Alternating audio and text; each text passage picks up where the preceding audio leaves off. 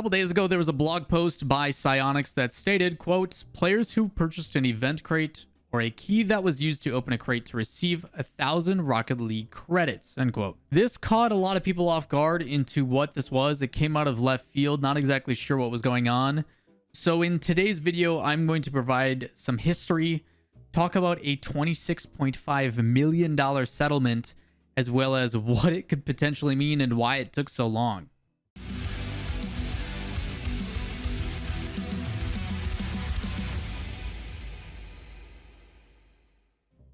Before we get into all the juicy details, as always, I am Lawler, your inside source for all things Rocket League. If you guys enjoy the content, give it a thumbs up, hit subscribe, all that fun stuff. Also, questions, comments, concerns down below with links to everything I'll be talking about today. But we're going to be breaking down this video in 3 different parts. We're going to talk about the history, what it is, where it came to be, what it led to. We're going to then talk about what is actually happening, as well as long-term effects. But primarily, I actually think it's a pretty good thing, and it makes sense that they ended up settling. So, super TLDR, really quick explanation to kind of get your feet wet before we get into the history, is there is a $26.5 million settlement going on between Epic Games, the Fortnite loot crates, the Rocket League loot crates, and the fact that they settled it in court, and rather than going through the long due process, they're just like, yeah, we'll pay out. Just be done with it. So how did this come to be? First part is going to be our history. For those that do not know, a while back, Rocket League introduced loot crates. This is a very common thing in free-to-play and other games on ways to earn revenue to continue sustaining the flow of cash for their game. Most commonly popular is probably Valve with CSGO and the way that they do their crates and keys system and their capsules and everything else, where people can get a crate or a drop in game. They then spend real money to open this, and then you have a chance to get a rare item. The chances of getting rare items are very minimal. So in hopes of you spending a bunch, you may get that one item that pays off, and you can either choose to sell it or otherwise. Benefits of games like Counter-Strike is you can actually sell it for real money, or, you know, the ability to change it and transfer it into your Steam wallet so you can put it on towards games and DLCs and everything else. But in Rocket League and stuff, that's not the case. You do have the ability to, you know, sell it for in-game credits. It is against terms of service to sell it for real money, even though people have done that with like Alpha Boost and everything else. This then spawned a whole bunch of different content. Obviously, John Salmon and others come to mind where they opened keys and crates and stuff in order to trade and do windows, and they did battles and all that kind of stuff, and continued to innovate with the times. I'm sure many of you have seen opening of crates and keys and videos and stuff like that. I did a couple a long time ago because I also thought it was fun. I remember at one point during like the holidays, during Christmas, I opened like 300 crates on stream and gave it all away for Christmas and stuff, and did some like massive giveaway. I didn't really realize at the time that the more and more crates I was accepting, that's more money I had to spend, and just short-sighted on that one. So whoopsie on me. But keys and crates have been part of video game culture for a very long time. That is something that has been ongoing and has been a very popular model inside of games to earn revenue. About a year or two ago, I forget the exact time, mostly in the countries over in Europe, primarily like Netherlands, banned this. This is also why people in the Netherlands, if I do like a poll in chat where it's like a prediction poll where you can bet channel points in order to earn more points or lose points, you see this on the mainstream, there is countries that are not allowed to do that. It is against the law to do that. And it basically created this conversation around, is this unlawful? Is this unmoral? Is this something that should not be allowed? Because essentially what you're doing is you are allowing very young kids at the age of 12, 13, whatever it may be, to gamble, which is super illegal. You are basically making it, not even basically, you are making it available to young kids and young children who may not understand the consequences of, I see this in-game thing and I want this item. If I spend enough money, I may get this item, which is not the case. It is a random chance to get it, and that random chance does not increase your odds every single time you do it. Each case is its individual circumstance, and statistically, you may get it after you open 50, 60, 70, 100, 1,000, but there is no guarantee, and that's the difficulty, and that's why the new stores have been adopted. You look at how the item shop works now, and you look at how the Fortnite shop has been.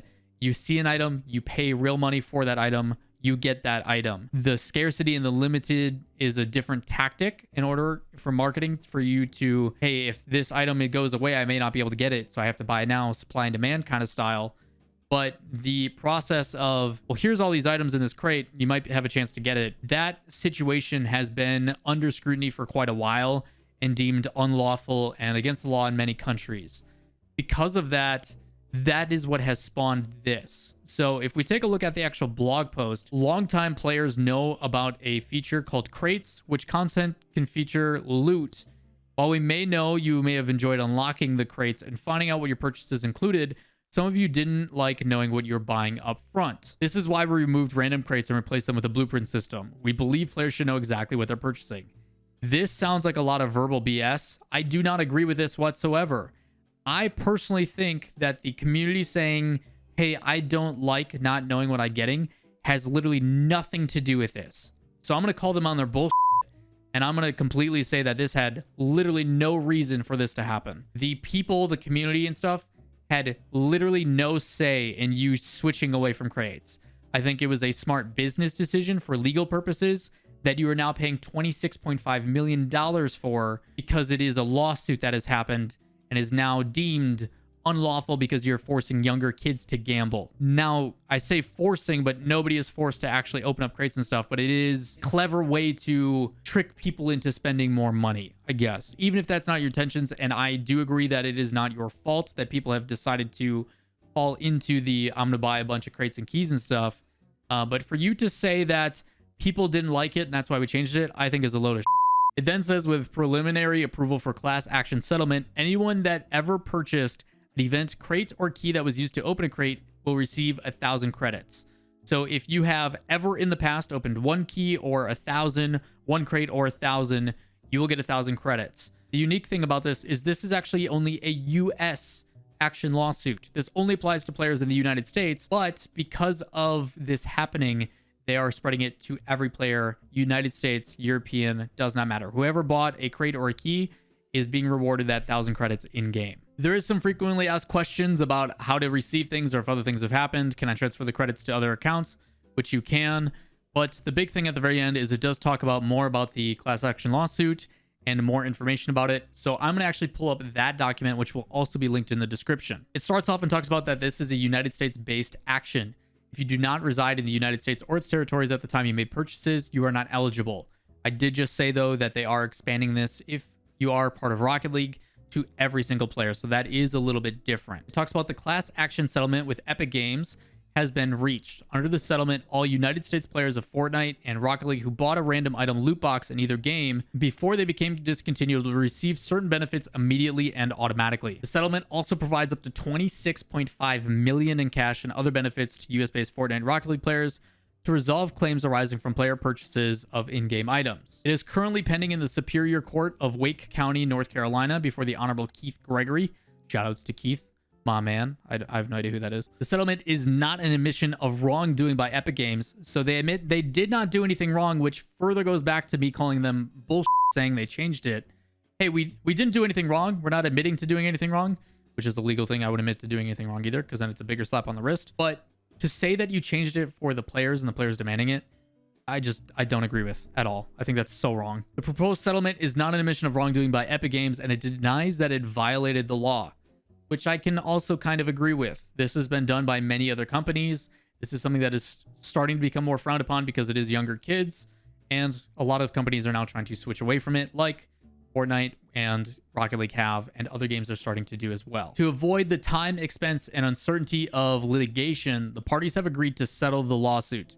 The court has granted preliminary approval of the settlement and has conditionally certified the settlement class for purposes of settlement only. Bunch of legal jargon basically saying you're not guilty, you didn't do anything wrong. But rather than going through all the ropes and really drawing this process out and causing a bunch of lawyer fees and everything else, we both agree that we're just going to settle in court. We're going to pay it out. We're going to be done with it. And we're going to move on. Sometimes this is an admission of guilt for some. At the other times, this is just, it's going to cost us more to fight this. So we rather just be done with it. That is the US legal system in a nutshell. Sometimes it is better to just deal with it and stomach it rather than actually fight for what's right, which is kind of BS. That's a whole different problem, though. They then talk more details about what it actually means. That it talks about the loot llamas as well as the in-game crate loot boxes. You may submit a claim if you do not receive your set and you think you are eligible. Details again in the links in the description. Now, the current status on this settlement has not technically finalized. It does say the court presiding over this case still has to decide whether to approve the settlement.